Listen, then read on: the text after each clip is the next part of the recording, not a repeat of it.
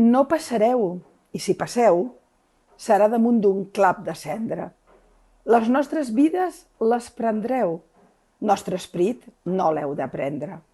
Més no serà, per més que feu, no passareu.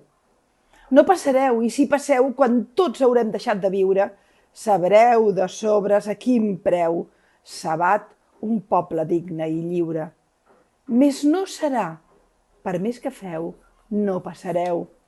No passareu, i si passeu, decidirà un cop més la història entre el saió que clava en creu i el just que hi mor. D'aquí és la glòria. Però més no passarà. Per més que feu, no passareu.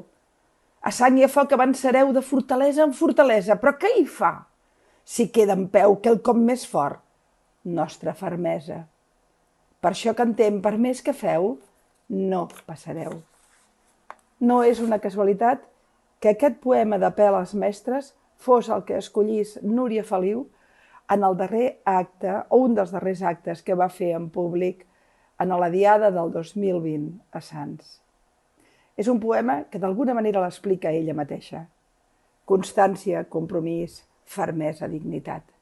Núria Feliu ha mort com va viure, amb una constància i una fermesa extraordinària en la lluita, en la defensa, en la creença i en la convicció de que aquesta terra nostra podia ser lliure i havia de ser lliure. Des dels primers temps, des dels anys 60, quan va començar a cantar, fent-ho sempre en català, es va comprometre amb l'idioma català i es va comprometre amb la identitat del nostre poble i amb la nació catalana i la seva llibertat. Llibertat i drets.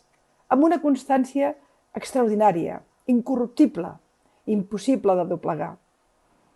Era una dona dolça, amable, bona. Si em permeten, avui que molts estem colpits per la seva mort perquè l'estimàvem, vull recordar sobretot la seva bondat. I la seva dedicació estava sempre, la trucaves i sempre estava a punt i sempre t'ajudava i t'enviava missatges i t'encoratjava. Fermesa, que diu l'apel als mestres. No va defallir mai.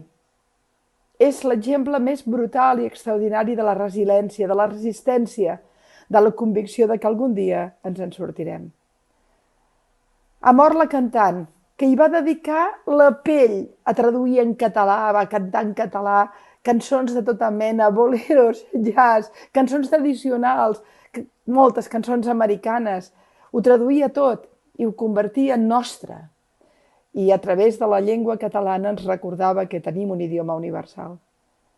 Ha mort la patriota, la dona que estimava la nostra terra amb passió, que sempre s'hi va sentir compromesa, amb la que sempre ens vam poder comprometre.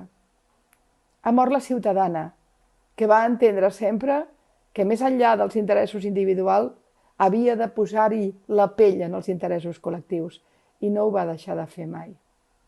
Només puc dir en un dia trist que som molts els que la vam admirar i l'admirem, els que la vàrem estimar i l'estimem, els que l'enyorarem per sempre. Gràcies, Núria Feliu, per tot el que has fet, has donat, has entregat en aquesta terra i a tots nosaltres. Creu-t'ho, no passaran.